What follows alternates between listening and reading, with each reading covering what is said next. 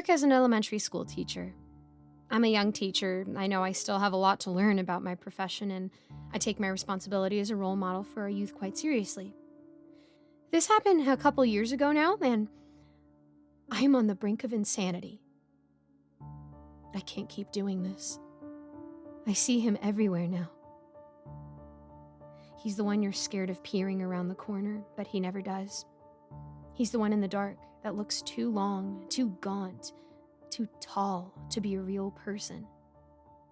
You write him off as a pile of laundry lying in the dark, but he can see you looking at him. I know he can see me looking at him. About 2 years ago, I had my first kindergarten class. I was a fresh hire, and I wanted to really make an impact in the school and in these kids' lives. I had been student teaching and really didn't feel connected to my students, and at that age, connection is the difference between listening and misbehavior. On the first day, all the kids arrived and were apprehensive of each other at first, but clearly there were some who had gone to preschool together and they started to get along better. We did a short craft where the kids painted paper plates with their names on them. We hung them from the front of the desks they had all claimed so I could learn all their names quickly and really foster some mutual respect. I noticed that there was a little girl sitting on her own, Ava, refusing to cooperate with the group. She looked tired, her cheeks were pale, and her head was usually on her crossed arms. As the day came to an end, the kids were funneling into the hall to be picked up or shipped off in a bus. I had seen Ava's parents drop her off in a hurry that morning, so I figured I could catch her parents before she left. I asked Ava if she was okay if I walked to her mom's car with her, and she just nodded and kept her head down. It really bothered me that Ava didn't want to have the kind of connection I wanted, so when Ava's mom came to pick her up, I asked her if Ava had been feeling well. I told her she had been a little secluded from the group and dozing off in class. The mother looked like a bird of prey. I always find myself thinking about how hollow the space between her eye and her cheekbones was. She was the very image of exhausted, with gray hair tied tight in a bun and her eyelids hanging low on her charcoal eyes. She said to me, "Oh, Ava's just being silly recently. We're at that age where they start having nightmares."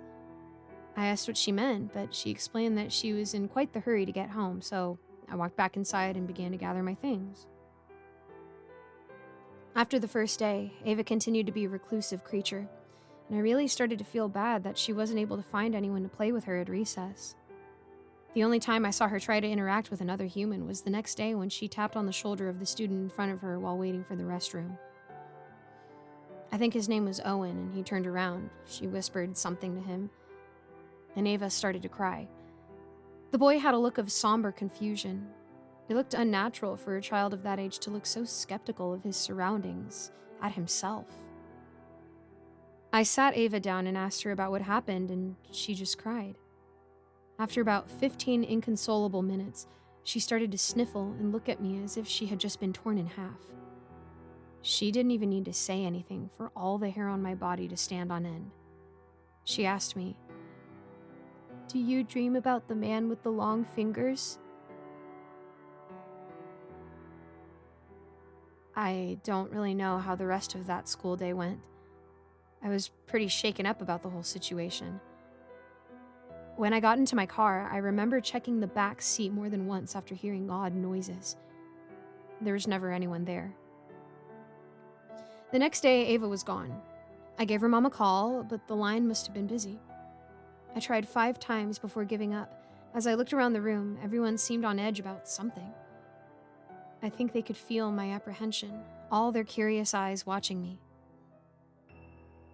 I looked to Owen, his head on his desk, the last one to have seen Ava. As irrational as it was, I asked him if he knew where Ava could be. As he picked up his head off his crossed arms, he looked at me with eyes too old for his body. The circles under his eyes were dark, and his eyelids drooped low. I stepped back, and everyone jumped. I had forgotten how much these kids watched my every move. I was scaring them, their curious eyes turning to slight confusion and fear. I pulled Owen into the hall. I asked him what the matter was, and he told me he just won't leave me alone. I asked him which of his friends it was. I know firsthand how nasty kids can be. He looked at me and told me, "No, the man in the clothes with the big fingers," he said. "He won't stop looking at me. I can see his fingers." After that, I led him back to the room. I don't even really remember what bullcrap I told him. The day ended too quickly and I got into my car to go home. I buckled my seatbelt and put the key in the ignition, but as I turned it, I heard an exhale.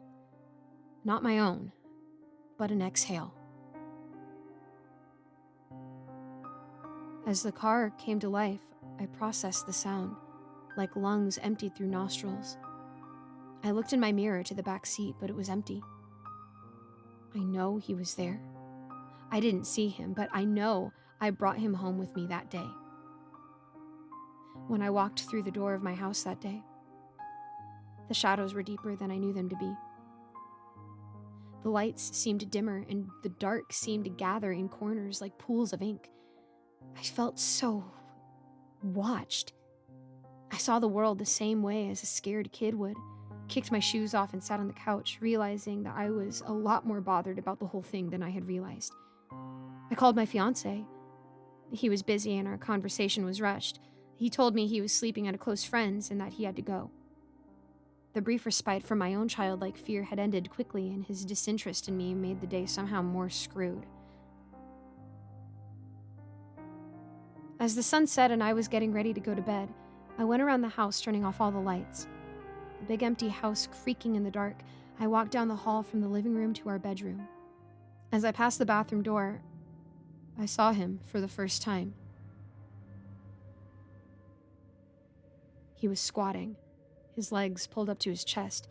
His skin was tight and covered in boils. In the dark, it looked like he was a putrid blue-brown color. His arms crossed over his knees and his hands tucked in behind them. He watched me move past the corridor, smiling a subtle smile. I saw this out of my periphery, but it was clear. I doubled back and he was replaced with our overfilled hamper sitting in the dark. I flicked on the light and investigated.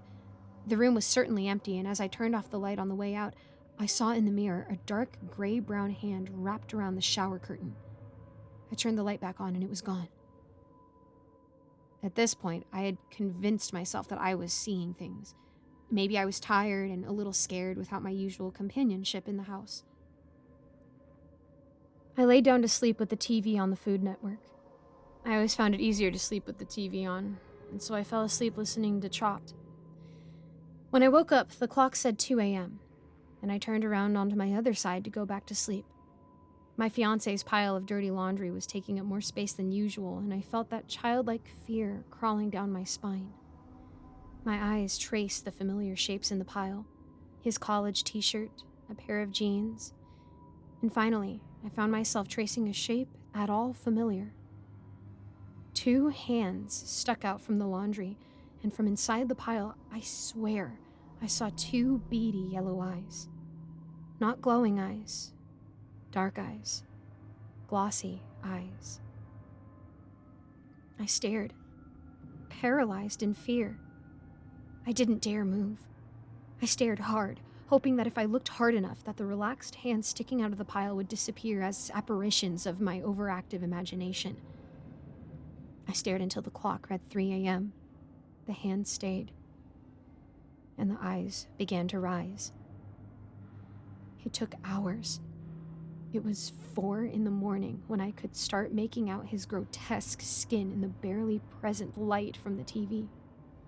He was raising his head, and I could see him so clearly. I could see his too long face every time the screen showed a particularly bright scene. I could feel him watching me the whole time. At 5, I knew the sun would rise soon, but my eyes were locked on the fingers that had begun to twitch. At this, I jumped, but just slightly, still trying to feign sleep. The crooked, slight smirk that his too long mouth was twisted into became a wicked, beaming smile as the whole head cocked in a twitch and fell back into the laundry in an instant. The hands pulled themselves into the pile slowly and eventually disappeared. I had had enough. I quickly grabbed the baseball bat that I keep behind the headboard, and in the slowly rising sun, hit the pile of laundry harder than I've ever hit anything in my entire life. Laundry scattered around the room, and he was nowhere. That was 2 years ago. I never saw Ava and Owen again after that. They told me that Ava choked on something in her sleep and Owen fell out of bed. Bullcrap. I think he just doesn't like a tattletale. He watches me every night now. It used to only be when I was alone, but now he knows I won't tell anyone, so he pushes the limit.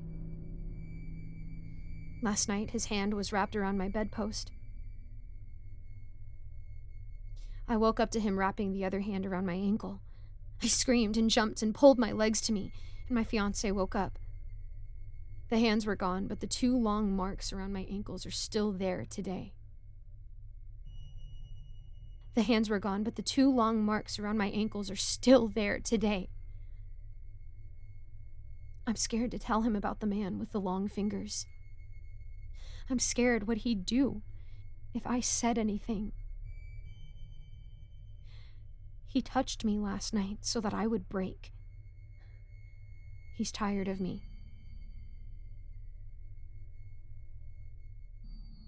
I'm about to tell my fiancé this whole story.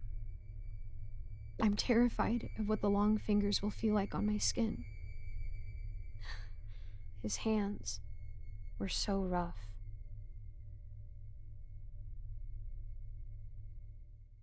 Hi guys, it's Giggles. Before the narration starts, I wanted to try something new, which is to link a different cause in the description each month or every couple weeks, depending on the goal and the time left. So if you go and check out the link, it will be to someone's GoFundMe. The hope is that we can bless someone with money and encouragement and hope. I myself will include this in my tithing each month, but I felt it important to announce in my videos so that we can give money to someone who needs it, pay it forward, and, just help brighten someone's day.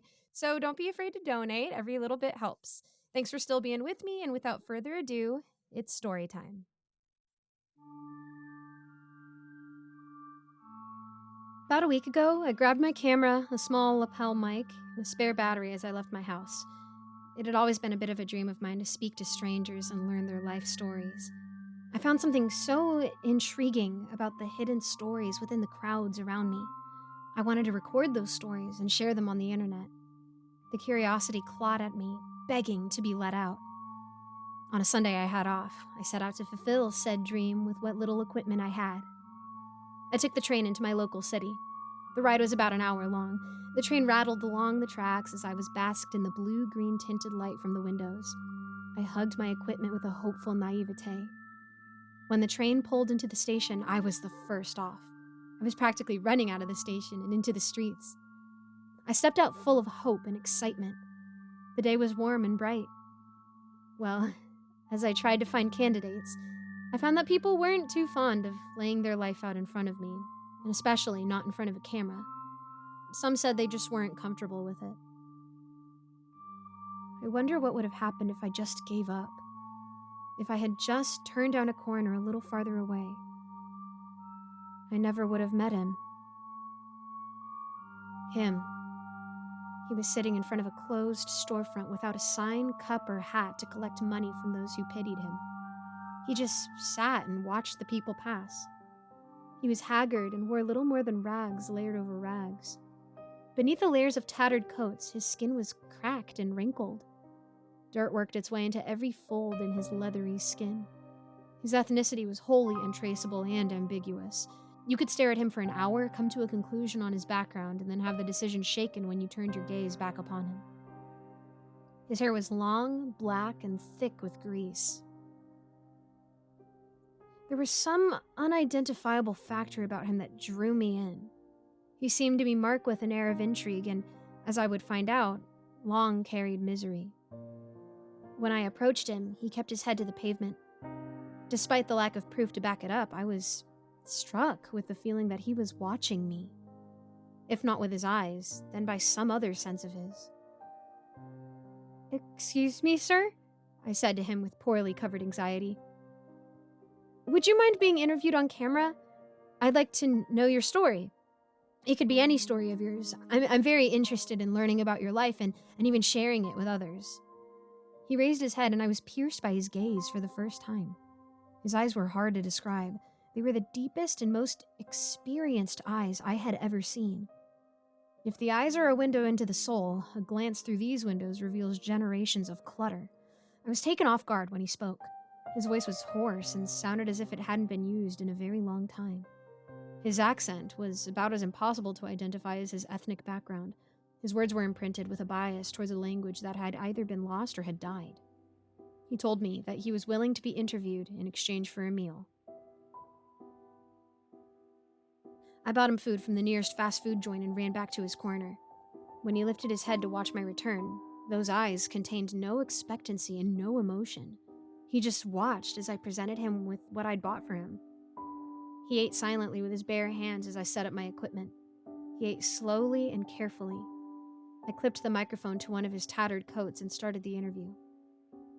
"Good morning, how are you today?" I started off. Despite my preparation, I was pretty unprepared to actually conduct the interview. "Good morning," was all he said in return. "What's your name, and how old are you?" I forgot my name a long time ago, and you wouldn't believe me if I told you my age.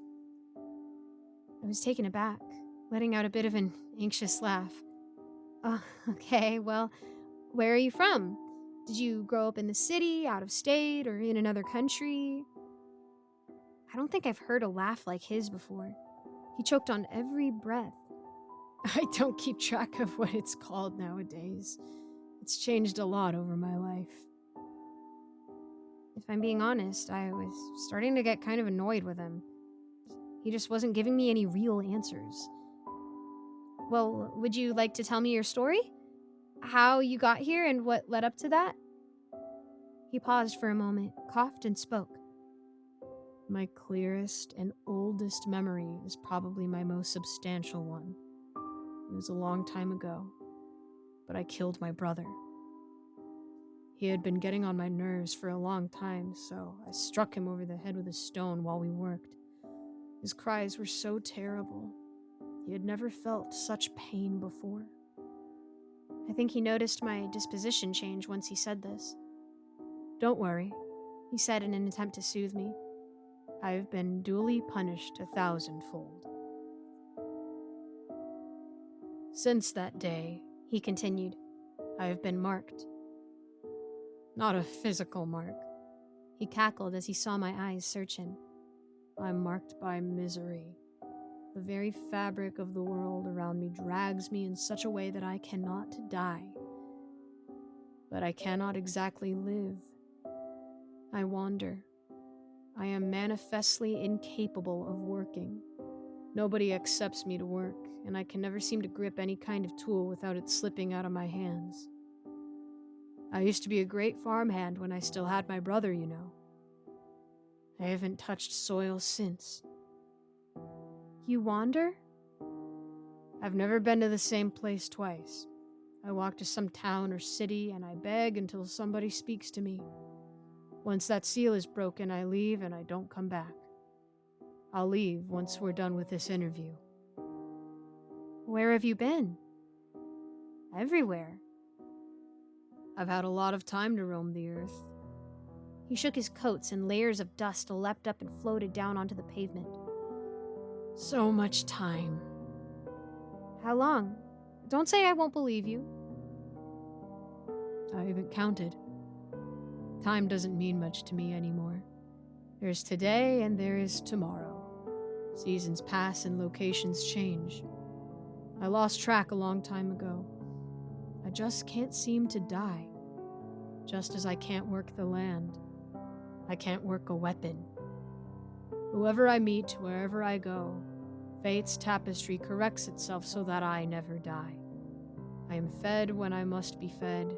I drink when I must drink. And I have never caught any kind of sickness." I kept pressing him about his age, but he just told me to drop it.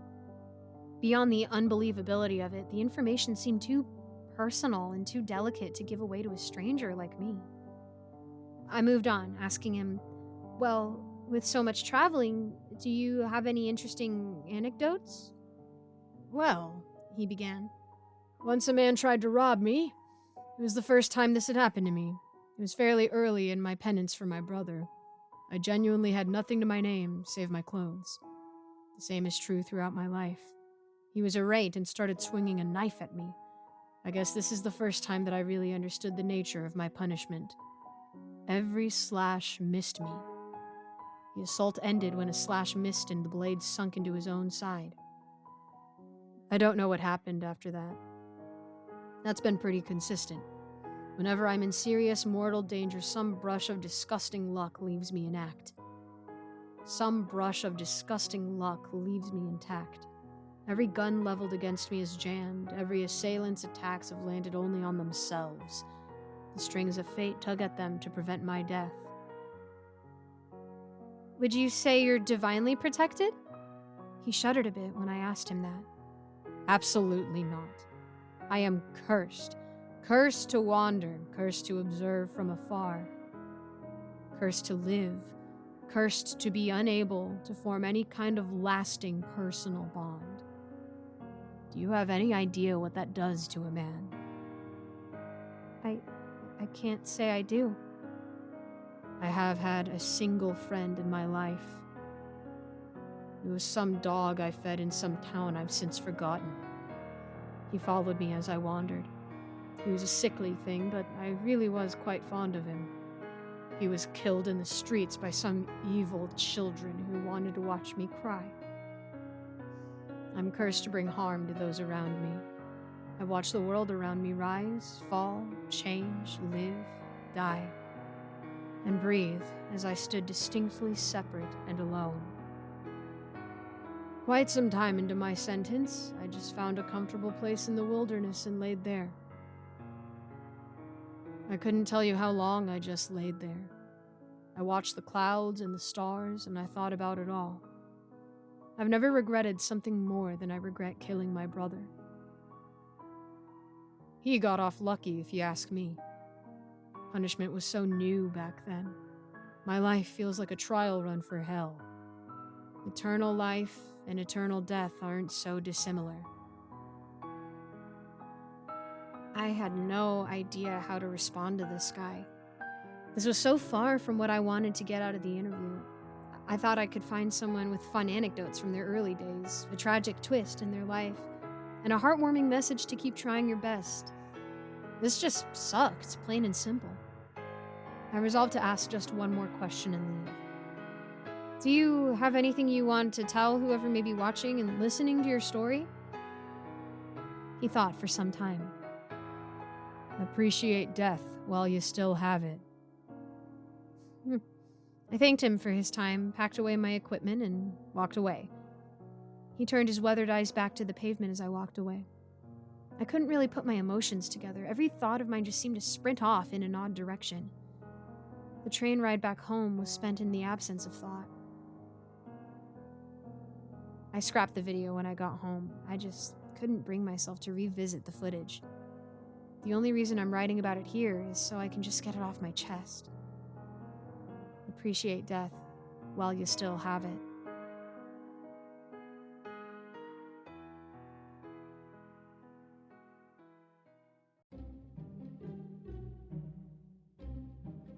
Let me start by saying I really don't want to be writing this, but I feel that it is necessary for my safety to figure out what's going on. Last week, my friend Daniel, not his real name, and me, John, again, not my real name, decided we were going to try and hide out overnight in the nearby furniture store. In retrospect, it sounds dumb, but we'd seen videos of people doing this on YouTube and had just gotten out of university for the summer, and we didn't have enough money to do anything more exciting. Now, the furniture store was huge. Think of an IKEA if you've never been in one. It was the size of a huge warehouse and had 3 stories. Our plan was to stow away under a bed or something until all the employees had left and then just screw around until morning. The store closed at 8 p.m. and we got there at 6 p.m., so we had ample time to find hiding places while there was still enough customers that we wouldn't attract attention from the staff. We went up to the 3rd floor, and there are mostly displays showing all of the furniture laid out in fake rooms. There There's all sorts of rooms laid out. In the center of all of the displays, there was a dining room with 4 chairs. One of the chairs had a normal place setting, but the other 3 chairs had plastic plates with cartoon characters on them. When Daniel and I saw this, we took a quick glance at each other before both running to sit in the adult seat before the other. Daniel ran track, so I don't feel too bad that he beat me.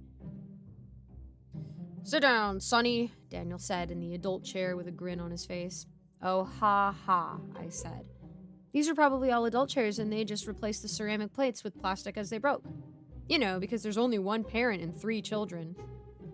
"Stop complaining, son," Daniel said in a deep voice. "Oh, shut up," I said, laughing. We got up and continued walking around till 7 p.m. We decided we should probably find our hiding spots. Daniel found a kid's room with a race car bed. "Heck yeah!" he yelled out at a volume much too loud for a 20-year-old seeing a race car bed.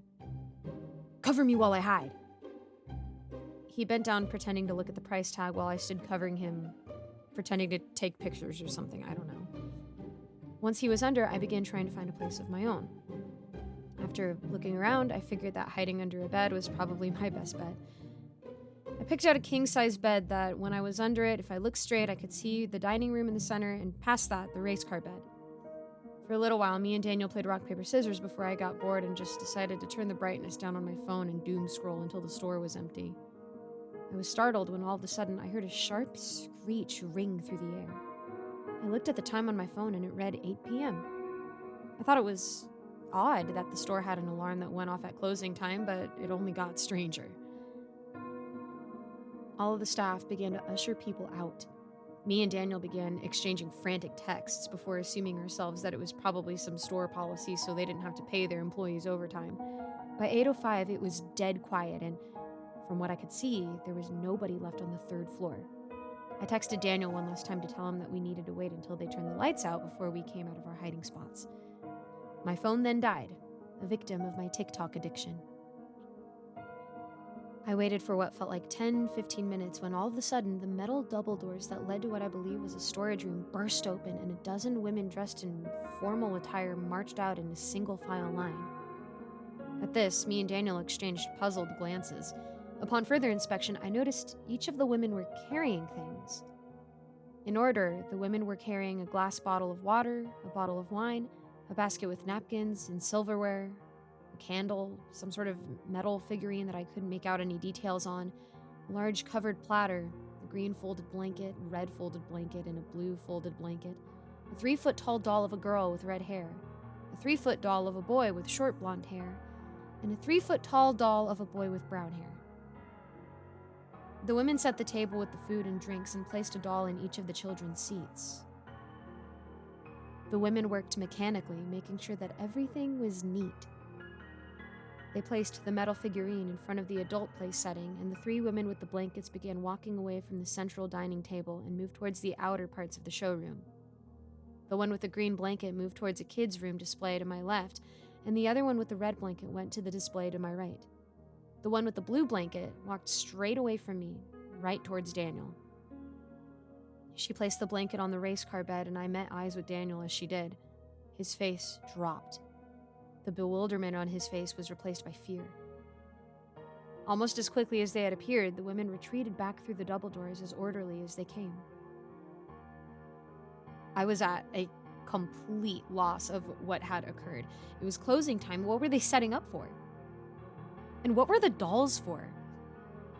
Unfortunately, my questions were answered in quick time. A hefty man in a dark red suit emerged from the same doors the women had come from just a moment ago. He walked over to the remaining chair and placed a hand on it. "Hello, children," he said coldly, his words reverberating in the now empty room. The way he said this sent a shiver down my spine, and I instinctually reached for my phone to record the situation. As I fumbled for my phone, I remembered it had died earlier. I looked over at Daniel and waved my phone towards him. He understood my gesture and began recording with his phone. When I looked back over to the dining room, I saw the man had sat down and began dining with the dolls. He was pouring them water and seemed to be talking to them. Something about this just disgusted me to my core. I retreated further back under the bed until I was pressed up against the wall the headboard was up against. I wanted to get as far away from this man as possible. My decision to hide under a king bed gave me this liberty, but Daniel, being under the children's bed, had no such luxury. I had partially curled up against the wall for what felt like at least an hour, listening to the whispered conversation the man was having with himself. From where I was, I couldn't really see the table anymore, but I knew this dinner had concluded when I heard a lone chair squeak as it was pushed back. At this, I moved slightly forward so that I once again could see the man.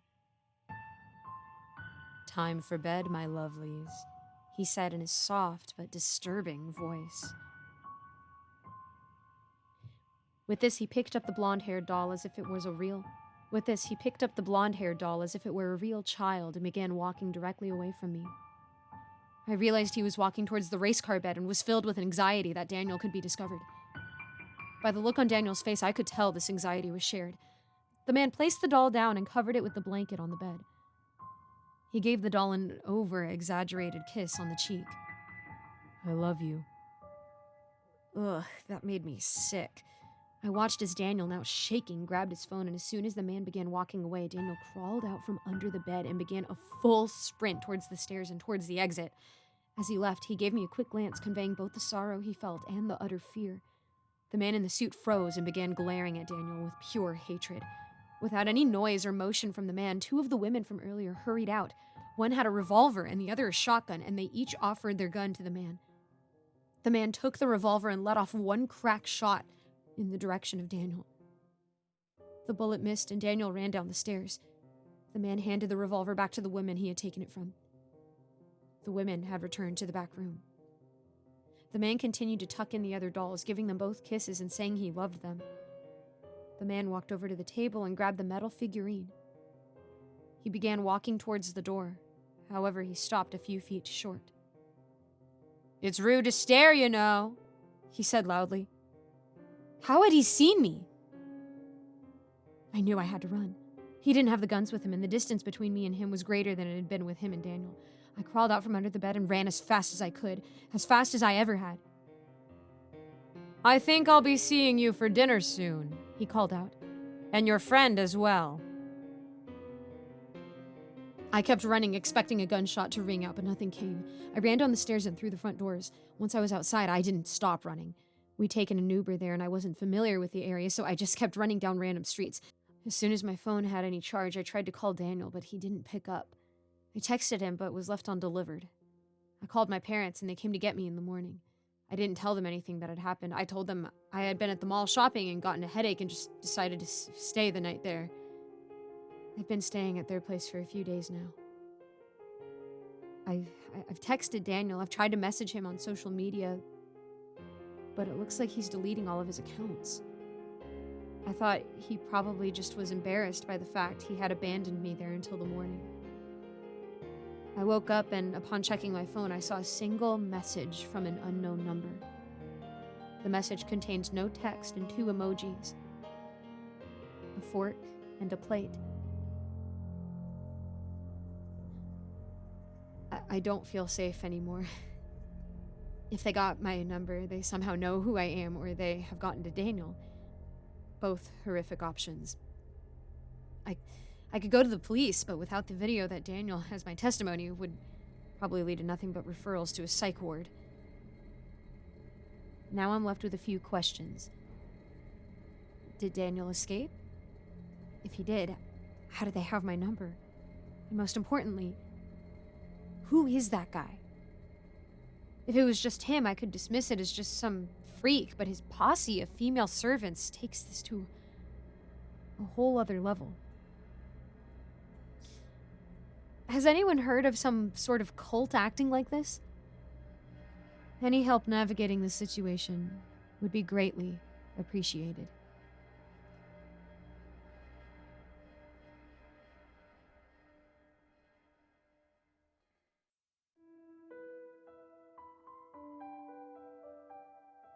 I was 14 when my parents sent me to stay with Aunt Meredith and Uncle Cole in Pennsylvania.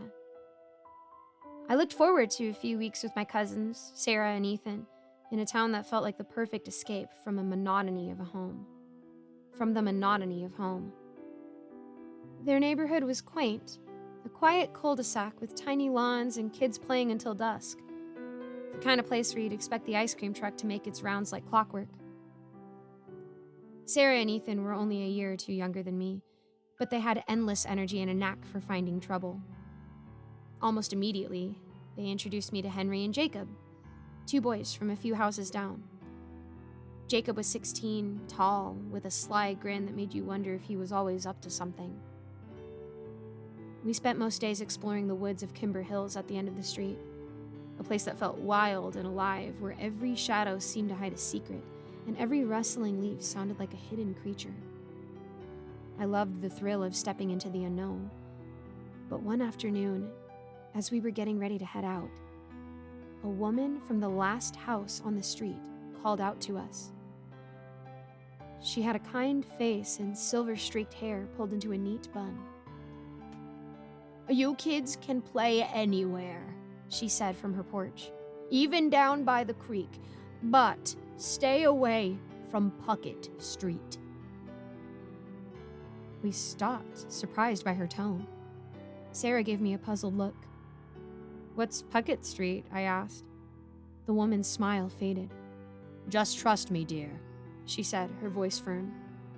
"You don't want to go there." At dinner that night, I brought it up. Uncle Cole was sitting at the head of the table with my aunt to his left.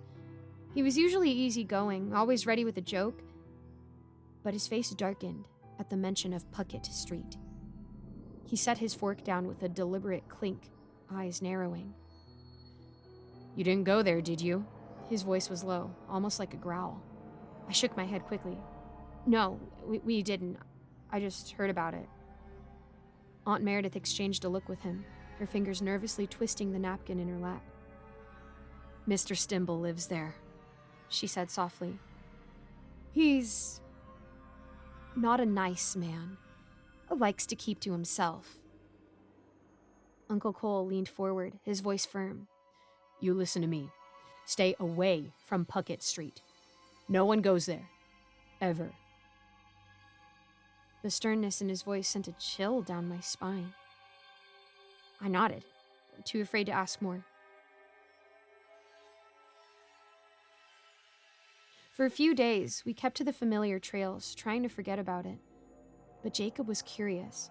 He kept bringing it up in little ways, taunting us about being too scared to find out what was so bad about Puckett Street. And then one hot afternoon, Jacob threw a rock into the creek and smirked. "What do you think's so bad about Puckett Street?" he challenged. "Maybe they're hiding something, or some old guy just wants his privacy. Either way, I want to know." Ethan hesitated. "Maybe there's a reason everyone says to stay away." But Jacob wasn't convinced. "Oh, come on, aren't you curious?" I felt a pit form in my stomach. I wanted to say no, but I found myself nodding. "Just a look," I whispered, glancing at Sarah, who seemed equally unsure. "And then we go." We moved deeper into Kimber Hills, a path narrowing and the trees pressing in close. After about 15 minutes, we reached it, a fence made of old wood and rusted wire, almost swallowed by ivy and brush. Beyond it, Puckett Street stretched like a forgotten road. There it was. A small house with cream-colored siding, its faded purple shutters looking out of place.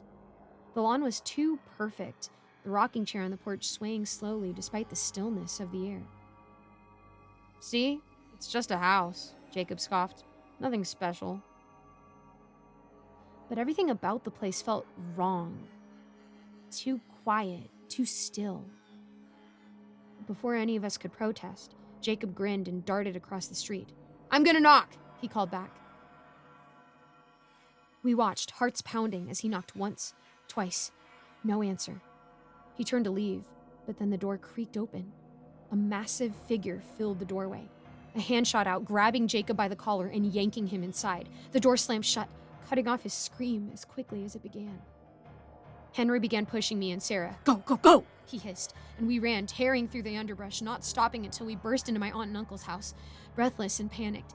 We blurted out what happened. Uncle Cole's face went pale. He grabbed a pistol from the drawer and headed out without a word. Aunt Meredith's hands shook as she dialed 911. Hours passed. The sun dipped below the horizon. Shadows stretched long and dark across the halls. Henry's mom came to get him, leaving just Aunt Meredith and me waiting in a heavy, fearful silence. When Uncle Cole finally returned, he looked shattered. His jeans were smeared with mud, and his shirt was soaked with sweat. His hands trembled, and his eyes were wild, hollow. "What happened?" Aunt Meredith whispered. He swallowed hard. "The police broke down the door," he said, voice barely steady. Stimble didn't answer. They heard screaming, an awful, inhuman sound. They shot him. He's dead." Aunt Meredith gasped, but Uncle Cole continued. "They found Jacob. What was left of him.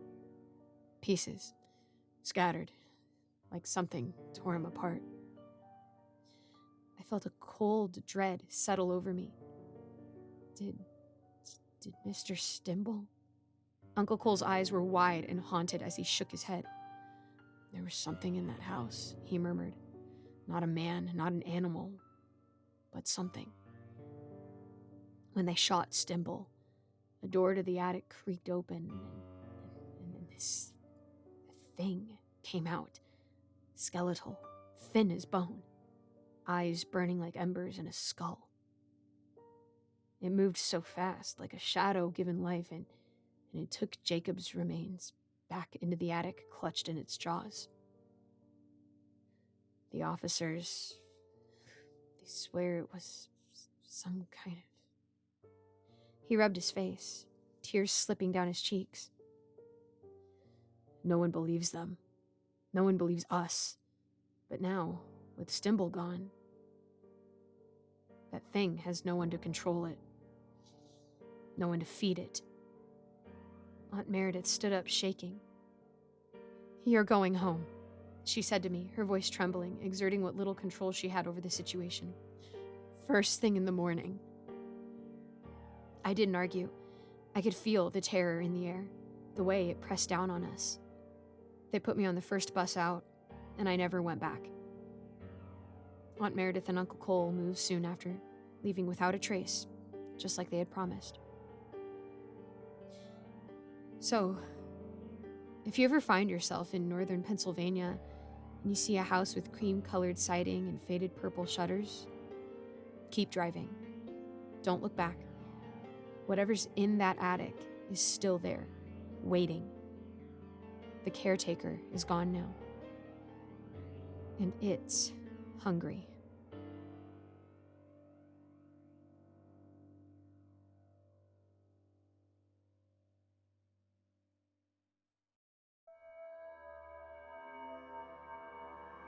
The first time it happened was when I was about halfway through a 12-hour shift in my warehouse job. Real draining, soul-sucking work. And I left the main packing area to go out through the back door and smoke. It's a habit I've been trying to quit for years, but this job really puts me through my paces when it comes to patience and self-control. I smoke to clear my head. The smoking area of my job is pretty nice anyway. A nice little quiet street with dim little street lamps and the occasional fox trotting by. I always like to stand out there and just stare into the street and try to listen to foxes. I was standing statuesque in my same spot, burning a hole in the ground with my stare and rolling a cigarette around my fingers. The smell of them made me dizzy and nauseous at this point. My exhaustion was catching up to me. The car started to creak around the corner with full beams on, as well as all of the lights inside of the car and a floodlight fixed to the top of the windshield. It was like being next to a heater with all of the warmth coming off of the light. It rolled up next to me, rumbling softly as it idled. I couldn't see who was driving, but they opened their window a sliver and started to speak in a deep, guttural croak. "That's a terrible habit you have, you know." I couldn't find any words to say back. It was like my brain had been wiped clean. I stood there gasping like a fish for a second before gathering my thoughts. It helps whatever I have going on right now. Would you ever want to try to quit? Again, I felt my mouth clamp shut as I couldn't respond. I could feel a sharp pain impaling the back of my head. A warning. The voice chuckled. We all have our vices, I guess. The bright light made me squint. Like the headlights of the car seemed to be getting brighter. The driver had fully opened the window now, so all of the light from the inside also streamed into my eyes. Every time I tried to look up, my eyes would snap shut, the blaring light blinding me.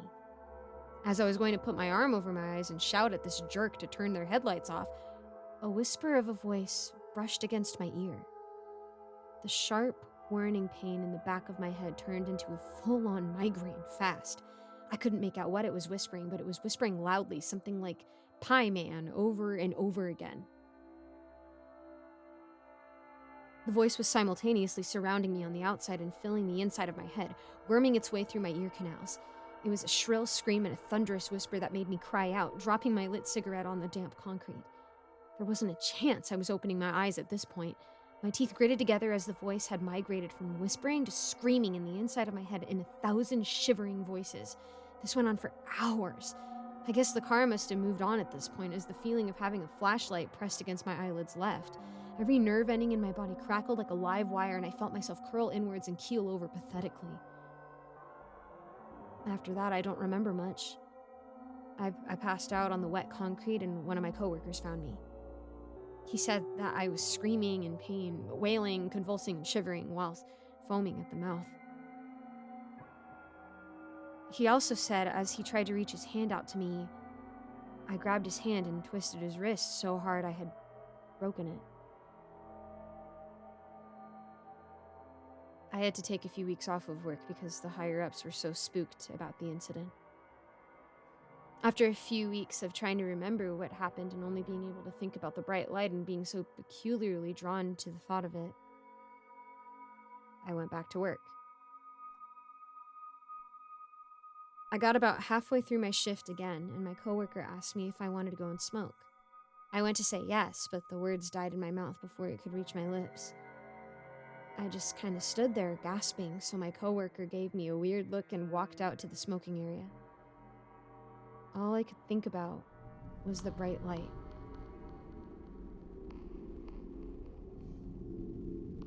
I don't want to assume things, but I haven't wanted to smoke ever since seeing the bright light and hearing Pie Man over and over in my head. Ever since then, I've tried to see the bright light again. I've tried to smoke, but now it makes me nauseous. And I stand in that same spot for hours. I've been fired for weeks now, but I just stood in that spot for hours on end to see that bright light. I didn't care how long it took. I didn't sleep for days on end, and when I did, I would wake up in agony, confused and covered in cigarette burns. This light was the best thing to have ever happened to me. It was a beautiful, agonizing experience. Whatever had happened had changed me. I needed to see the bright light.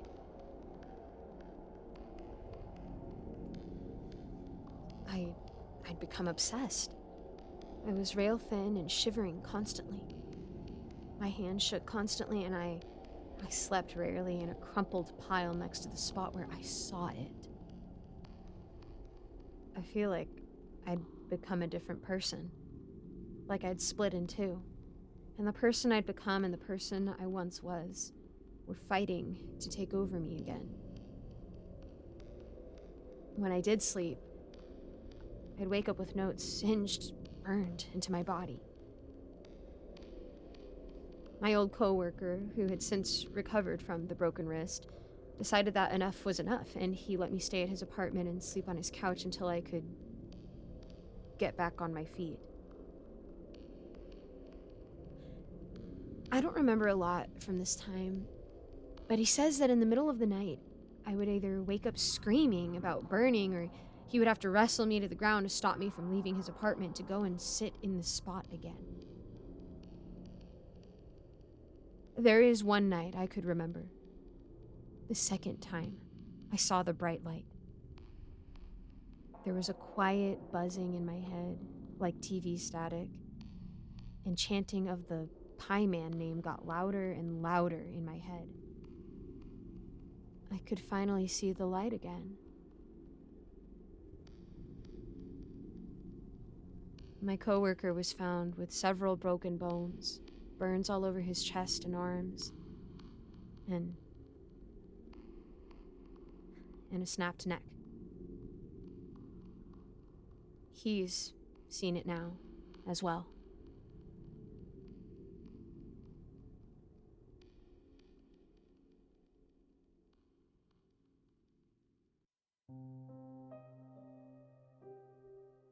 Yes, my landlord is a creep. This much is obvious, but that doesn't mean I'm not above using his impulses to my advantage. It's been a few months since my arrangement with him started, and it has been going splendidly. My bank account's been getting chubby. But everything went downhill. Before I get ahead of myself, I should explain how our little agreement came about. I live in an apartment complex with dozens of other residents.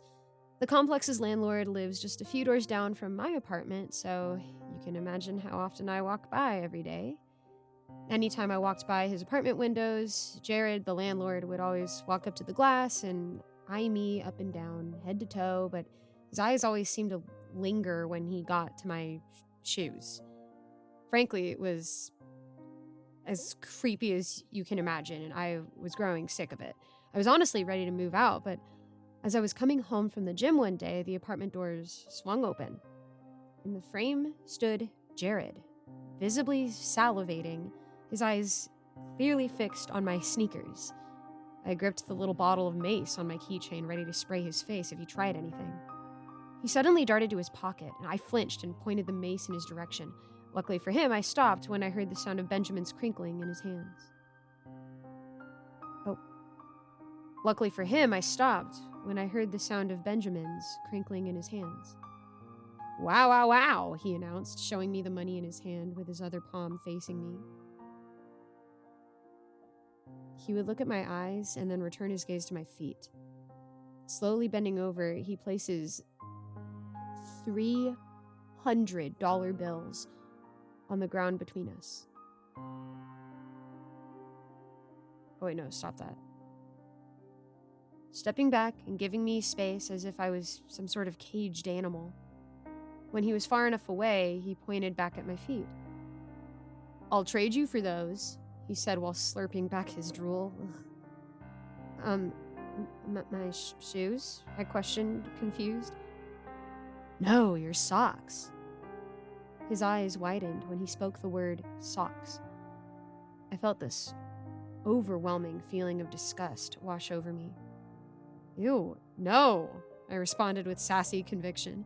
Just as I turned to walk away, he made a counteroffer. "Wait, I'll make it worth your while."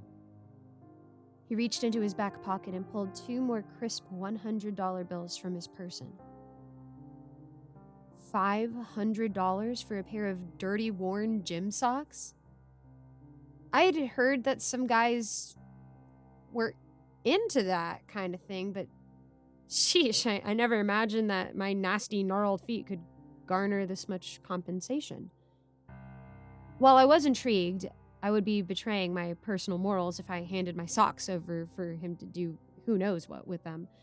He must have noticed my pensive expression because he continued to sweeten the deal further.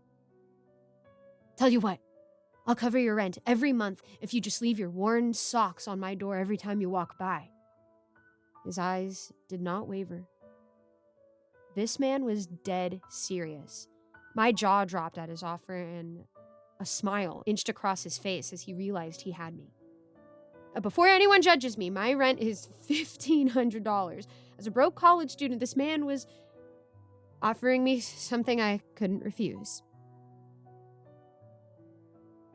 I bent down to unlace my sneakers, and I swear I could hear his heart pounding out of his chest.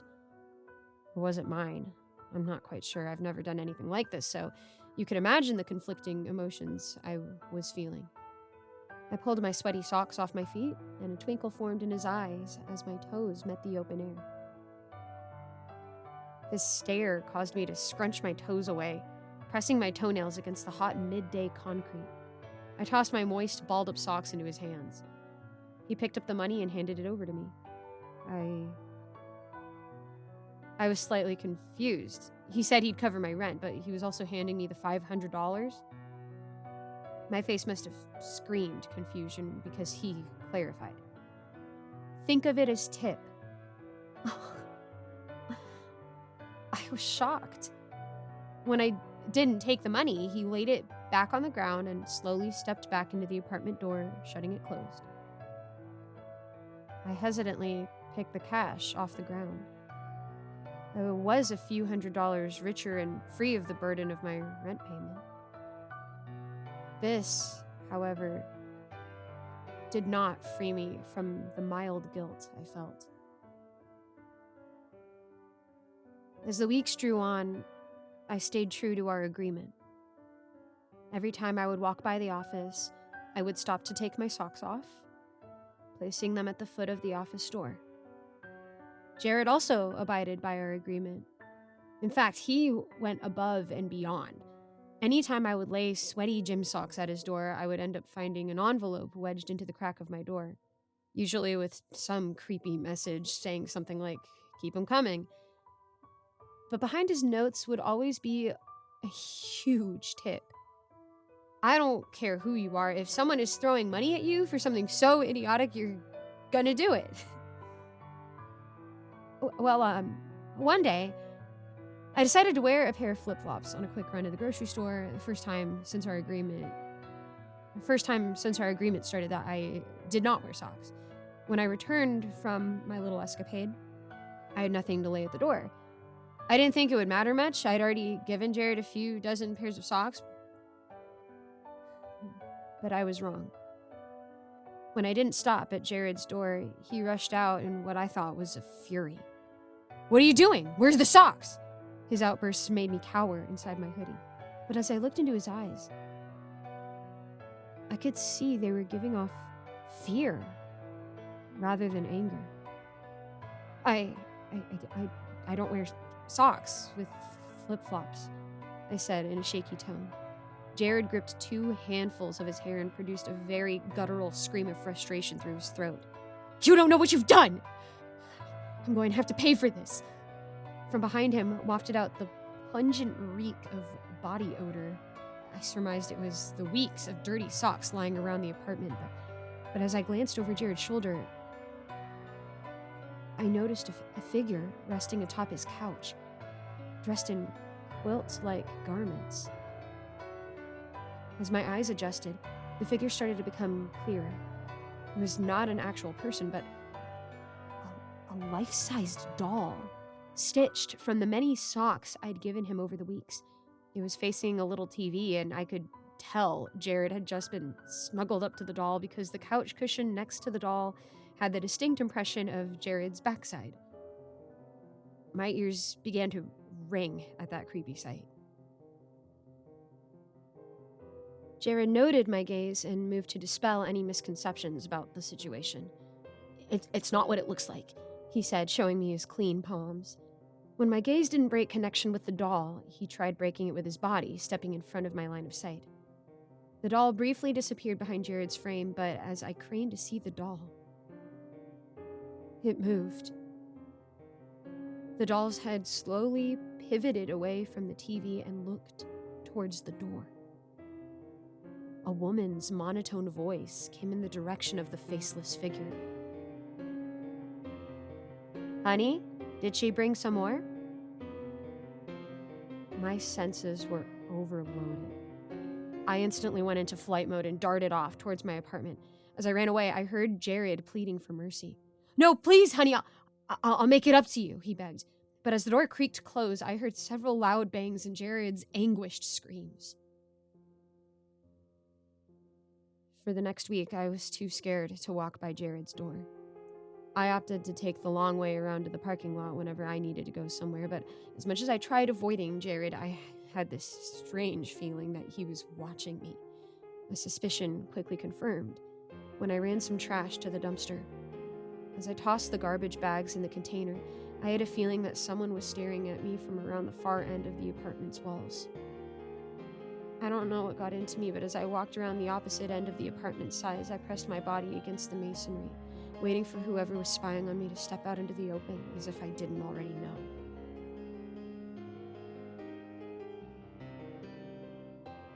Jared scurried out of the shadows and made his way over to the dumpster.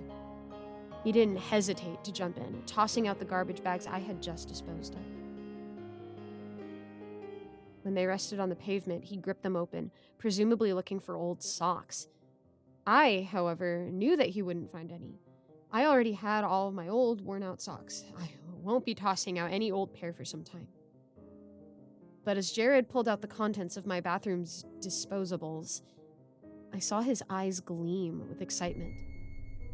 He had found my toenail clippings. My skin crawled when he pressed them against his face, caressing them as if they were a godsend. I couldn't hold back my gasp, and he cocked his head in my direction. When his face met mine, I saw his left eye was swollen and bruised. Now I knew what punishment had befallen him when I had no socks to give him a week prior. His eyes widened with surprise, and I made a run for it. "Wait, stop, you don't understand. If I don't get her your socks, she's gonna kill us both." I paid no mind to his begging. When I reached my apartment, I slammed the door shut. Jared grunted in frustration from outside my window when he finally caught up. Through the muffled tone of the door, his voice slithered into my place. "If we don't give her what she wants, she'll come for you next. It may already be too late for me. Just give her what she wants." His voice signaled genuine doom. He started walking away, his steps echoing in my mind. I've been cowering in my apartment since yesterday. I've packed a bag and was ready to make my escape early this morning, but when I opened the door and looked down the corridor towards Jared's door, a familiar quilted stare met my face. I barricaded myself in my apartment. I'm pretty sure Jared is dead. And if I don't give this thing what it wants, I think I'm next.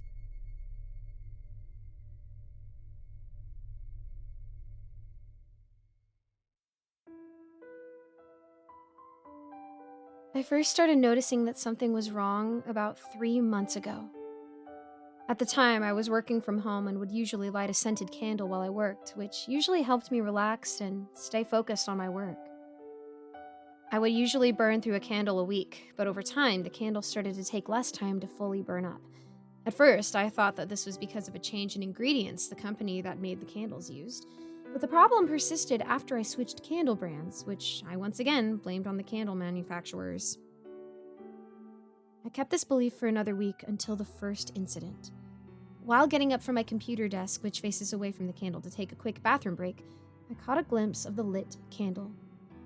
A 2-inch layer of molten wax rested on another 3-inch layer of solid wax, the wicks rising out at first and being somewhat visible through the molten layer, finally breaking the surface and being slowly burned away. The flames flickered as I swung the door open and walked out of the room. When I returned 10 minutes later, the molten layer was gone and the wicks had been shortened so that the flames rested right above the solid layer of the wax. At first, I thought that the glass jar that contained the candle was leaking, but after a short inspection, I was only able to find 2 small drops of candle wax that had solidified right next to the candle on the bedside table. I still had 2 hours of work left to do, but I was too lost in thought and was unable to do any work for the rest of the day. Every night before I go to sleep, I like to read for at least 30 minutes, and while reading, I usually light a candle. Around 4 days later, I had almost forgotten about the incident and went back to using candles. Due to my naivete, it returned. I fell asleep while reading with a candle lit on my bedside table. I woke up to loud, slurping noises. As I opened my eyes, the brightness of the light I had not turned off almost blinded me. As my eyes tried to readjust to the light and focus on what was in front of me, I saw a somewhat humanoid, dark gray to light blue blur that contrasted with the white paint on the walls behind it. Another gray line stretched from the shape's head to the candle on my bedside table. I could feel my heart skip 5 consecutive beats. I opened my mouth and tried to force out a scream for help, but the pressure I applied to my throat was way beyond what it was able to handle, leading me to only produce a light wheezing sound. I tried to sit up, or to at least prop myself up, but my muscles failed me. Trying to push myself up with my arms felt impossible. As I stared at the figure that had suddenly appeared in my room, my eyes finally managed to focus, making it possible for me to see the intruder who was now staring at me. The figure was a man, at least 7 feet tall, wearing nothing. He looked bloated. His eyes were bloodshot and looked like they would pop out of their sockets at any point. His skin was a grayish light blue. His lips extended from his mouth like an elephant's trunk, which had been split in half. The lips extended from the man's face to the candle. The flames had been put out. He was using his lips as a makeshift straw, slowly sucking up all the molten wax from the candle, which had fully liquefied while I was asleep. I laid in bed, unable to move, unable to scream for help, staring until he emptied the jar. His lips retracted back to his face, the molten wax solidifying on their tips and cracking, flakes of wax falling off the man's lips and falling to the floor. The man grinned, staring at me. The ridges and gaps between the teeth were filled in with wax, making it impossible to make out where one tooth ended and the next one began. The man opened the door he was standing next to, but instead of walking out of the room, he stepped behind it. His face peered at me from above the door, and then once again, like he had done to drink the wax, the man puckered his lips, which stretched from his mouth and floated to me. I shook and tried to roll over away from him. I wanted to get up and run, but my fear had taken over my body. Tears flowed from my eyes. He kissed me on the cheek, leaving flakes of wax and light moisture. He retracted his lips and lowered his head behind the door. I don't remember falling asleep, but when I woke up, I saw the empty glass jar, which at one point contained the candle. Even though I had hoped that what had happened was a dream, it wasn't. I still had flakes of wax on my cheek and on my bedroom floor. The wax in the jar had disappeared. I called the police, but they were unable to find anyone in my apartment. They also could not find any evidence of a break-in. After the break-in, I started looking for a new apartment to move to, thinking that the man was tied to the building I was in, but even though I had thrown out all of my candles, I could not stomach spending another hour in my apartment, constantly looking over my shoulder or walking around with my back pressed up against the wall to not allow it to creep up on me. Thankfully, my friend Emma was able to let me stay over at her apartment while I looked for a new one for myself. Me and Emma have been friends since we were 8, and we've been there to support each other when times get rough. This isn't the first time I've had to stay over at her house for an extended amount of time.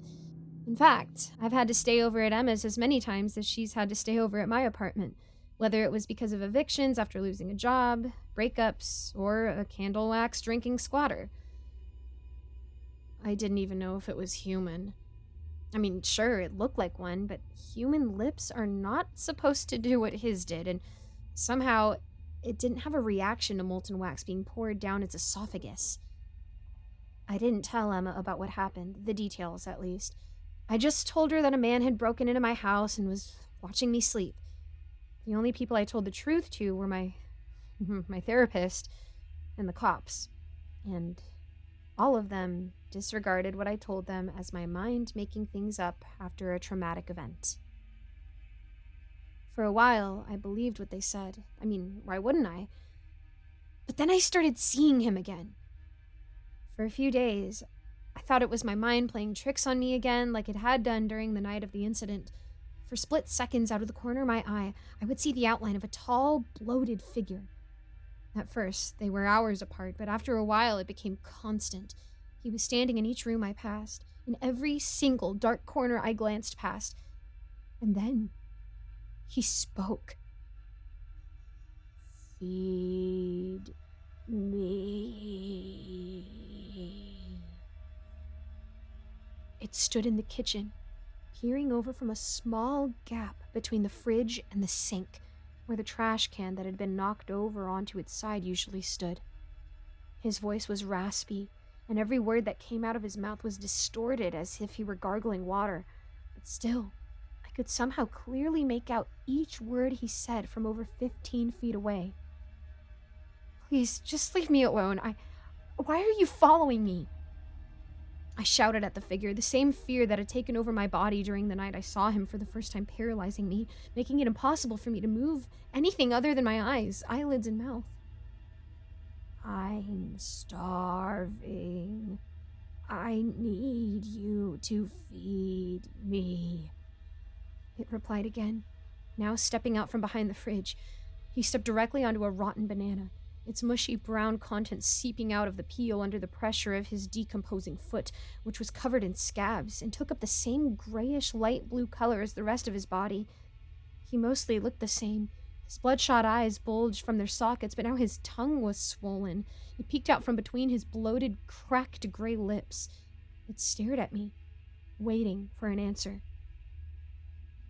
"Okay, I'll feed you, but please just leave me alone," I replied, the tone of my voice shifting into high-pitched squeals with every quick breath I took. He looked satisfied by my response. He somehow squeezed his bloated body back into the gap that was at least 4 times smaller than him. After peering over at me from above the fridge, he bent over backwards, his spine releasing a series of sickening cracks until he was fully obscured by the fridge. And then he vanished. Still barely in control of my body, I limped over to the couch tucked away in the back corner of the living room. It took me at least 10 minutes to steady my breathing and 20 more to fully regain control of my body again, but as soon as I did, I ran out the house and to the nearest store. During the 15-minute walk, he stared at me through dark windows and the backs of cars, peered out at me from gaps between leaves in the trees and bushes. He even followed me into the store, staring at me from the middle of the deserted aisles before disappearing right before my eyes were able to fully catch him. Once I finally got the candles, I randomly picked 4 off the shelves and rushed to the self-checkout. When I arrived home, I had 2 hours before Emma got off work. I didn't want to feed it while she was home, and I didn't want her to see it. I pulled out 2 of the candles from the black plastic bag and placed them on the kitchen table. The first, a light blue candle named Garden Rain, and the second, a red candle named Juicy Watermelon. I pulled out a lighter from one of the drawers Emma used after her stove stopped lighting on its own and lit each of the 6 wicks on the candles. As soon as I started seeing the wax melt under the heat of the burning wicks, I dropped the lighter onto the table next to the candles and ran out of the room. I could not stomach seeing that thing again. Even just thinking about it made me shudder and hyperventilate. The paralyzing fear that seeing him caused me made me want to vomit. At least 30 minutes later, I started to hear it drink, even though the living room and the kitchen were separated by a wall. Even though I had closed the door, I could still hear what at first started as a slurping sound, which was followed up by loud gulps, and then it stopped. And once again, 30 minutes later, it started drinking. As the slurping started once again, I heard the door to the apartment crack open. It was Emma. As she stepped through the door, I saw her carrying 2 large brown paper bags of groceries in her hands. She was headed to the kitchen. "Hey, let me grab those for you," I said, running over to her, my voice shaking. "Oh, thanks. Are you okay? You look scared." My eyes shot wide open in a mixture of fear and surprise. I said the first thing that came to mind. "Yeah, just, I didn't expect you to come home so early. I got a bit spooked." "Oh, crap. Sorry. I know I should have called you. Work let me off early today." I started to turn away from her, walking to the kitchen. Trying to keep her away from the kitchen, I told her to wait for me in the living room because I wanted to talk to her about something. I didn't know what I would talk to her about, but that was a problem for future me to resolve. Somehow, it worked. "What's that sound?" she called out to me while walking towards the living room couch. It took me a few seconds to come up with an excuse. I think it's the sink. Or the pipes, at least. I opened the door to the kitchen with my eyes closed at first, hesitant to look, knowing what would be greeting me. Slowly prying my eyes open, I started to see its outline. My muscles started to lose strength as the details of the man came into my view. I felt the grocery bag start to slip from my arms. My knees buckled. Face first, I fell onto the kitchen floor, scattering the groceries all over the floor. A mixture of a light scream and a yelp escaped from my mouth as my body made contact with the floor. Emma, concerned for my safety, ran into the kitchen.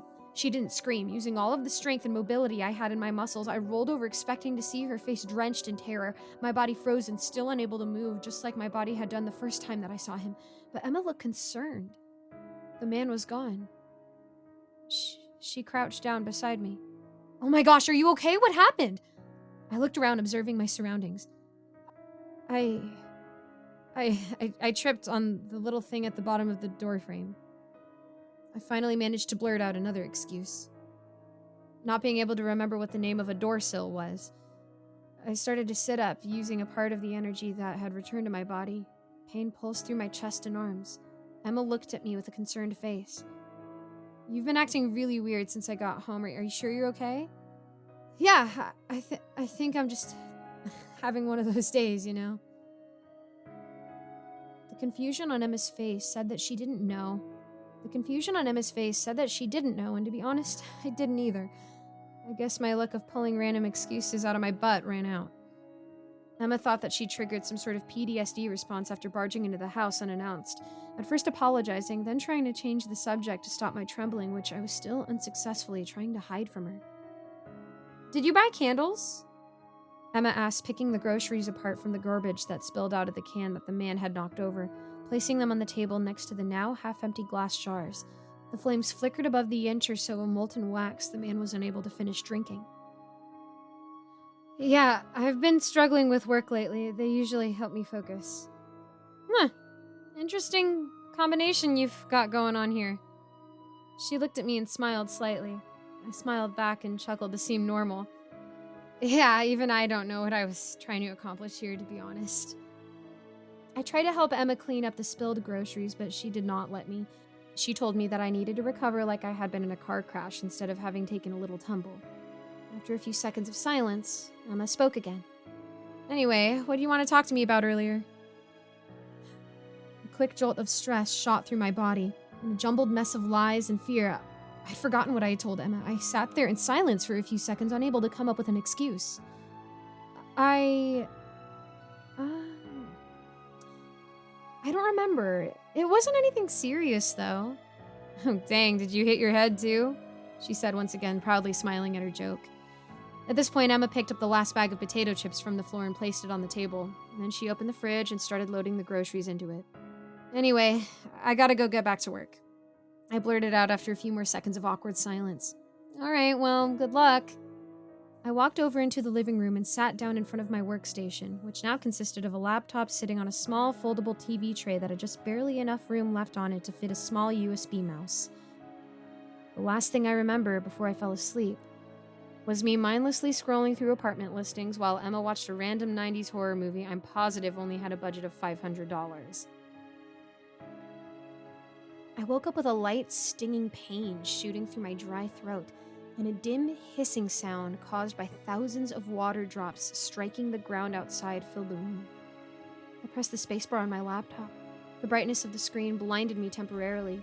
After taking a few seconds to let my eyes readjust, I managed to make out the time. 3:45 a.m. A strong smell I was unable to make out the origin of assaulted my nostrils. Lavender. The smell hitting my nose had the same effect on me that I would expect smelling salts would have on a weightlifter right before they set a world record. Before I knew it, my legs were moving on their own at an almost uncontrollable pace, fighting back against my mind, which was telling them to slow down after years of being used to navigate both mine and Emma's apartment as steadily as possible to not bother the neighbors. Finally, after what felt like an eternity, I stood before Emma's bedroom door. A faint, yellow, pulsating light radiated from a lamp and snuck out of the small gap between the door and the doorframe. Reluctantly, I pushed my left hand up against the door, my right hand grasping onto the doorframe for a sense of stability. Once the door was fully agape, I scanned the inside of the room, my heart skipping a beat for every humanoid shadow cast up upon the wall by the lights from the wicks, which were set ablaze and were being slowly burnt away. I walked into Emma's room and made my way over to her bedside table to put out the candle. As I stepped closer towards her, her face became more defined. I could finally make out her features. She was awake, but no, she couldn't have been. Even though her eyes were wide open, they never blinked. She didn't even move slightly. As I moved closer, I finally managed to fully make out the expression of pure terror on her face, her mouth wide agape as if she was about to release a deafening screech, but she could not have. A single drop of solidified wax dribbled out the corner of her mouth and clung to her cheek. My eyes traced the cream-colored path back towards her mouth, first up her cheek, and then between the corner of her mouth, and finally, behind her teeth. There, instead of her tongue or the roof of her mouth, I saw a wall of wax which had filled the entirety of her mouth. I fell to my knees and hunched forward, supporting my body weight with my arms. I was too late. I resisted the urge to vomit and got back up onto my feet. A mixture of tears and snot slid down my face and onto my lips. Shaking now, I slowly started limping over towards my phone, which I had left on the couch next to where I had awoken just minutes before. Just minutes before my life was destroyed. Because of my lies. If I had just told Emma what I had gone through, if I had just told her what had happened on the night of the incident, which now seemed trivial. Even if she thought I was crazy, I know that she would have complied just to make me feel better. It took me at least 30 seconds of repeated attempts to stabilize my hands enough to properly dial 911. Someone broke into my apartment and hurt my friend, was the only reasonable explanation I could come up with that would not get the operator to hang up on me thinking that this was a prank call. I sat there in the living room for an agonizing 10 minutes, crying. My sadness slowly transformed into anger towards myself, and my mind raced, thinking of all the lies I'd told. I kept thinking that if I had just told her the truth, she would not have been laying there in her bed, her body bloated. Every single orifice has signs of, well, it's all been filled with candle wax. That's what was written on her autopsy report. For a few days, I was the main suspect in Emma's murder. But due to the almost unstoppable crying and the unresponsive state that I was in when the police arrived, mixed with the lack of evidence of me having a way to produce 30 pounds of candle wax, led to me being released out of police custody. But because I was the main suspect, I was not told any details about what had fully happened to Emma. For days, all I had to work off of was the image of her face, frozen in terror, and a short glance I caught of her bloated body as she was being carted away on a stretcher. I recounted every single word of our last conversations over and over again until they became permanently etched into my brain. Emma's parents originally wanted to cremate her, as this is what she had somewhat jokingly asked for whenever the topic of funerals came up. Well, she had joked about wanting to have had unpopped popcorn shoved down her throat before she was sent off to scare the crap out of the guy cremating her. But due to all the wax, which would have been impossible to get out of her body, they were forced to bury her. A few days before Emma's funeral, her body disappeared. After Emma's death, her parents took me into their home. After reading the autopsy reports and seeing her corpse, they had thrown out every single candle they owned, which made their home the safest choice I had. Still, this did not stop me from buying a machete and keeping it under my bed, just in case. I was lying on the bed in their guest room. The bedroom is right above the front porch of the house. At first, I heard them ring the doorbell, which was followed up by 3 powerful knocks on the door. For about a minute, I laid there on the bed listening to muffled voices exchanging distorted words I was barely able to make out, which slowly transformed into disordered weeps. Curious, I lifted myself up from the bed, made my way over to the window, and carefully lifted the bottom panel, making sure not to make too much noise. The distorted, muffled sounds started forming into coherent words. We checked the security footage, but the only strange thing we could see was a 5-second time jump. One of the officers spoke in a serious and almost monotone voice, which meant that the security guard, who was the only person in the building, had to climb down 2 flights of stairs, walk through a 40-foot-long hallway, and then drag her body back upstairs and out of the building in 5 seconds. Emma's mom let out a yelp. But don't worry, ma'am, that's actually good news because we know that her corpse is still somewhere within the building and was probably brought to the wrong floor by an intern. We've already warned all of the staff at the hospital to keep an eye out, and we also sent 5 officers to search the hospital. I couldn't believe what I was hearing. My breathing quickened, but this time instead of fear, I felt anger. That sicko stole her corpse and was probably in the weird separate plane of existence he always went back to after terrorizing me, cutting off chunks of her body, melting her, and drinking her. I closed the window. Emma's mom's cries once again turned into a muffled rumble, which was only possible to make out if you knew what to look for. I took a few steps back from the window, planning to lay back down, not wanting to bother Emma's parents. I bumped into something. Not something. Someone. Its fleshy, towering form, as solid as a wall, sent me tumbling forward. I knew it was him.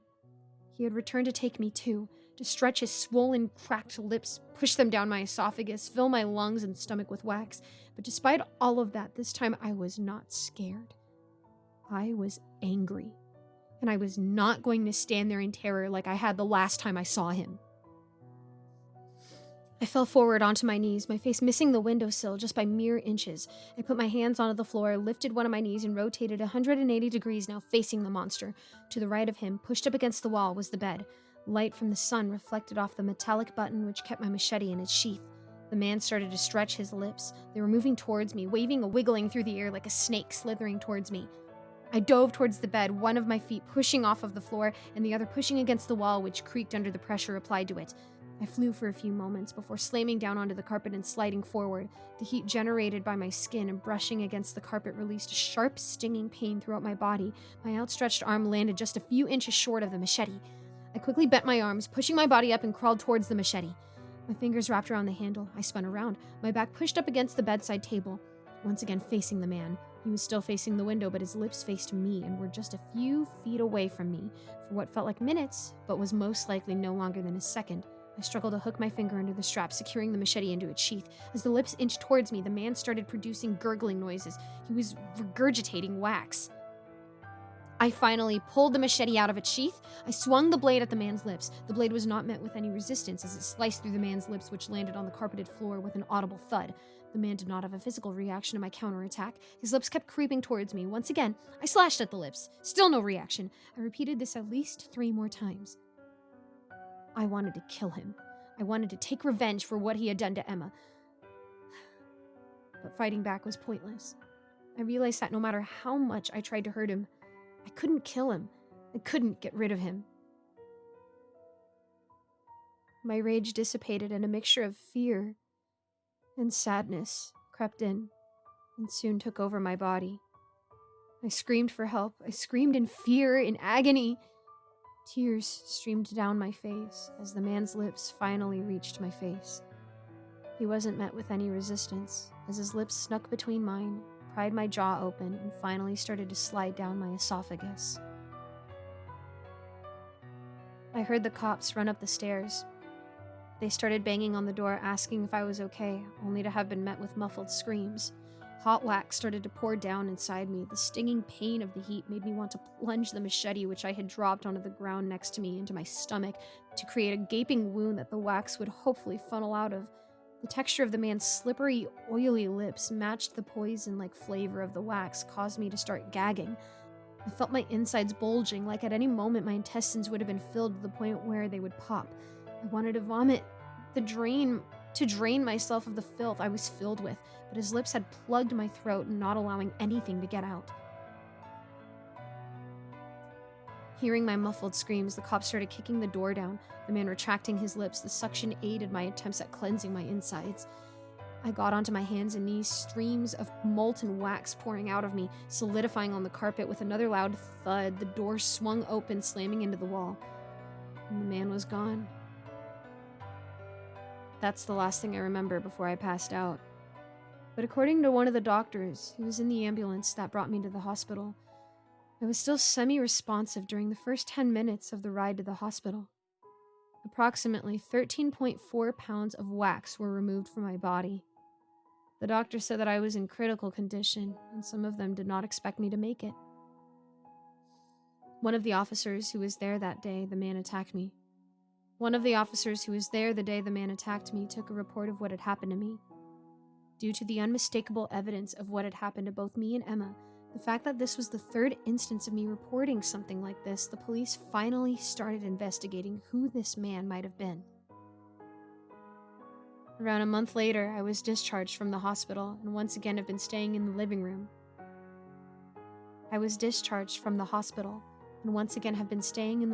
Of Emma's parents' house. I've been seeing the man again.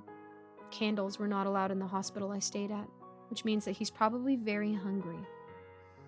He's close to attacking me again, I know it. He wants to finish what he started, and I don't know if I have the power to fight back. I'm not sure if defeating him is even possible. I'm tired.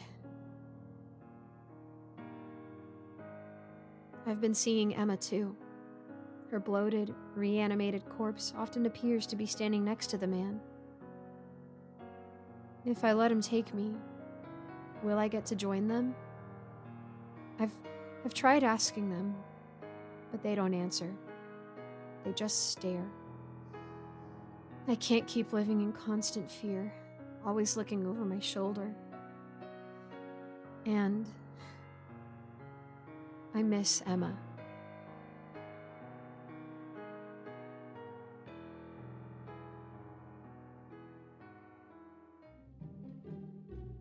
I hate mimes. Like, a lot.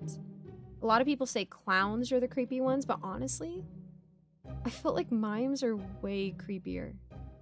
While clowns are colorful and funny, mimes aren't. They're just silently watching, miming, plotting. But that's not the reason why I hate mimes. I lived in the city in an apartment building and worked a minimum wage job. I couldn't really work anywhere else since I'd been fired everywhere else. Everything sucked. All the people around me were always such idiots, saying that I'm always a jerk to everyone I meet. I'm not a jerk. Do I sound like a jerk? Well, anyway. I was walking down the street tonight, still pissed that I had gotten fired. All I did was cuss a customer out for taking too long to order. Sheesh. As I walked, I thought to myself, today couldn't get any worse. It did. It started when I encountered a large crowd forming on the sidewalk. They were surrounding a mime street performer who was doing the usual invisible box routine. After he finished, he bowed, taking off his beret and holding it out to collect spare change. I groaned as I saw all those idiots giving this bum their money before I continued walking down the street, shoving through some of the crowd members. I suddenly felt something softly tap me on the shoulder. I turned around and there was the mime, holding his beret out to me. I looked down into it and, for some reason, it was filled with only dimes. There was also a tag on the inside that read, "Dimes only." Did this dude seriously expect me to give him my money? That I worked hard for? I didn't think so. And why would you only ask for dimes? I shoved the hat away, turned back around, continued walking down the street. That was when I heard a few people begin to laugh. And then it became more. Soon it sounded like the whole crowd was chuckling. I whipped my head around only to see that the mime was behind me, stomping his feet, looking all angry. He was mocking me, and these people found it funny. How dare they? I flipped off the mime and I could hear a few people gasp, only for them to laugh even harder when the mime flipped me off back. Stupid idiot. It took up all of my willpower to prevent myself from tackling this mime to the ground. I took a deep breath and walked away. For the rest of my walk, I ignored everything around me until I got back to my apartment building into my room. I threw myself onto the bed, just wanting to go to sleep. But I couldn't. I was already pissed off about losing my job, and the mime made it 100 times worse. Anger boiled over me. I needed someone to blame, someone to unleash my wrath upon. That's when I looked up and saw myself in the full-body mirror that was across from me. I got up and walked over to the mirror, to the scumbag that made every day terrible. I scowled as I looked at my own reflection, with that dumb, idiot, smug grin. Wait a minute, I thought to myself. I'm not grinning. The person in the mirror must have realized that I had noticed, because it resumed being my reflection. I stared deep into those soulless eyes, wondering if I really saw something. Suddenly, my reflection sprouted an insanely large, toothy smile right before swinging its leg at the speed of light and kicking me. I shouted in surprise and collapsed to the floor, writhing in pain. As I struggled to lift my head, I could see my reflection step through the empty mirror frame into my room. Who are you? I grunted, still in pain. My reflection shined another devious smile before reaching its hand behind its head, grabbing something I couldn't see. Slowly but surely, its arm lowered, going down its back, in a way that would be impossible for a normal human to do. Along with that came an unzipping sound. The flesh suit dropped to the ground, and the imposter took 2 steps out of it, so that he was standing right over me. I slowly craned my head upwards and saw a pale, ghostly face looking down at me, smiling. It was the mime. You? I exclaimed as I jumped to my feet. I completely forgot about the excruciating pain that I was in, as I was now fueled by anger. My rage was interrupted by the faint thumping sound of a broom handle hitting the ceiling of the apartment under mine. The mime flashed a smile once again and nodded creepily. Why? I shouted. The thumping of the broom came again, only louder. The mime responded only by taking off his beret, pushing it towards me, and pointed to it. So let me get this straight, I growled, as I closed my eyes and began to rub my head, trying to keep my cool. You followed me home, went into my mirror, kicked me, all because I didn't give you a dime? The sound of the thumping broom was the loudest it's ever been. If you hit the ceiling fan again, I swear I will come down there and murder you, I roared, using all of the air in my diaphragm. The thumping stopped. Didn't they know people can hear that thumping? How inconsiderate can you be? I turned to look at the mime. He was holding out his beret towards me with both hands expectantly. Now, maybe I could have just given him 1 dime. It wouldn't have hurt me financially that much. Maybe this all would have been over, but I was furious. I was mad. I didn't care if he had some kind of supernatural powers. He had to pay. I forced a fake smile. Sure, yeah, I exclaimed, my right eye twitching slightly. I'll pay you. I swiped the beret out of the mime's hand, and he began to clap with glee, expecting me to drop a dime in. What he didn't expect was me slapping the beret into his face before punching him through it as hard as I could. He stumbled backwards, tripping over the mirror frame that he came through and landing on his butt in my room's reflection. I started to laugh. Finally, a mime that I found funny. After a few seconds, the mime slowly stood back up, brushed himself off, and removed the beret from his face to put back on his head. That's when I noticed that the mime no longer had a smile on his face. In fact, he no longer had a face.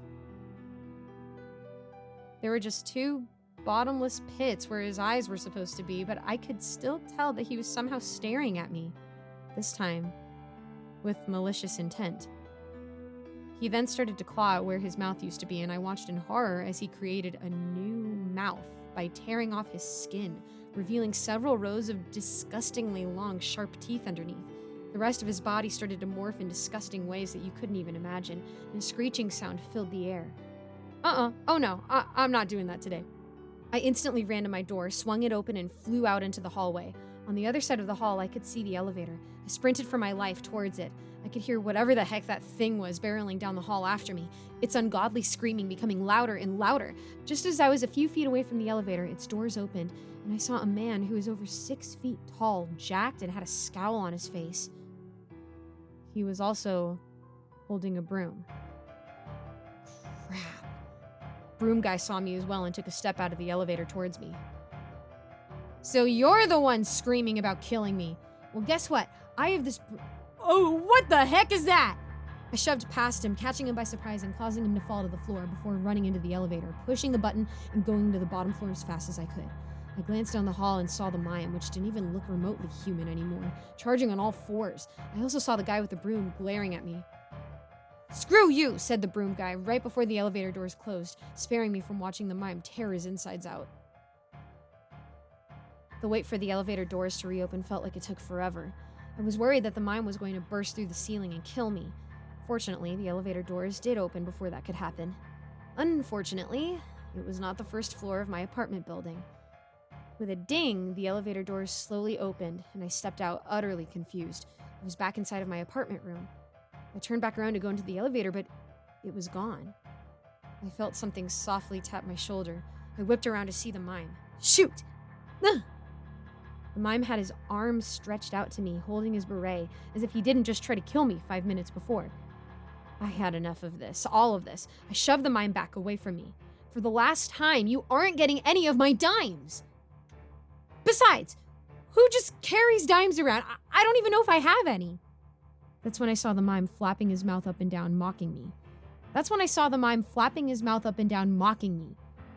I would never allow someone to disrespect me like that, especially a mime. That's it. I've had enough. I challenge you to a fight, to the death. Well, you're probably immortal, but let's throw hands anyway. The mime shrugged as if to say, "Okay, bro," and rolled up his black and white sleeves, revealing equally as pale arms as his face. He got into a stance and raised his fists. He looked serious. I took a deep breath. Now or never, I thought to myself right before I ran towards the mime, ready for the fight of my life. I collided with an invisible wall. Of course the mime could summon a magic invisible wall, like in his street axe. Why not? The mime clutched his chest with his mouth open wide, feigning laughter. "No fair!" I yelled, still disoriented from running into a wall. I began to press my hands around, trying to find an entrance. No matter what I did, it had no effect on the mime. It was hopeless. Unless... that was when I had an idea. It was either this or death. This was my last resort, my last stand. "You're a terrible mime." The mime's look of happiness dropped and became one of confusion. No way was I going to give this mime my hard-earned, maybe non-existent dimes, so I decided to do the thing I did best. Insults. Like, half the time you don't even mime, you just kick people and do demonic crap. The mime stared at me. "What even are you? Some weird demon mime thing? Who thought of this? Is this just the universe's way of creating a joke?" The mime's face was blank, devoid of all emotion. "Though I really shouldn't call you a joke, since you're not even funny." The mime took a step closer. "You're just a sad, pathetic attempt at a joke that someone would tell their friends at a bar and no one would even laugh." He took another step. I could hear him deeply breathing now. "I bet you don't even have any friends, do you? You don't even talk. I bet outside of this whole mime persona, you're nothing. Literally. You're literally just a mime. There's no real person underneath all that makeup. Without this whole mime getup, you would be nothing." His face was now inches away from mine. I closed my eyes and prepared for the worst. But then I heard it. I opened my eyes, and I could see that the sound came from the mime. He was crying. "Jeez, man, you didn't have to be so mean. I'll just leave," whimpered the mime, face full of tears. He backed up from me and began to pack a suitcase that wasn't there before on the bed. You can talk?" I exclaimed, confused. "Yeah," sniveled the mime. "We demon mime things have a life too, you know, and feelings." He finished packing and headed towards the mirror across from my bed. Where are you going?" I asked. "Somewhere where my talent will be appreciated," he said as he sniffed up one last tear. "I'm Pantomimicus, the god of mimes. I deserve some respect." "Who?" The mime stopped crying and now looked livid. "Of course you don't know who I am. I bet you don't even know my dime rhyme. If you see his act, you must tip a dime or else he'll come for you, Pantomimicus the mime." I didn't respond. "You know, All I ask for is one dime. Just one dime, but no, you can't even give me one. You're either extremely greedy or you're broke, and actually, you're probably both. It was one dime. I need my dimes, man. Why dimes? I stuttered, taking a step back. Why not? I have habits and hobbies just like everyone else. Do you have any habits and hobbies besides being a narcissistic jerk? I'm a magical mime. I could do whatever I want, and you can't do crap. You know what? Screw this, man. I come out once in a century, and this is the stuff I have to deal with? No. I'm out of here. Good day to you, you stupid jerk mortal prick. It's night, I corrected. Screw off. The mime then stepped through the mirror, disappearing to whatever mime dimension there was on the other side. I checked the mirror to see if he was really gone. Sure enough, my reflection was back to normal. I walked over to my bed and sat down, wondering what in the world just happened in the span of about an hour. Well, at least he's gone now. I'm no longer in any danger, I thought to myself. That was when the unmistakable noise of a broom handle thumping against my apartment door snapped me out of my train of thought. "Hey, you left me for dead," shouted Broom Guy on the other side. "I don't know what that demon mime thing was, but I do know one thing. Somebody is dying tonight. In case that wasn't clear, I'm gonna kill you with this broom!" And that's it. That's how I die. It's also why I hate mimes. I survived Pantomimicus the mime god, only to die by a guy with a broom. Wow.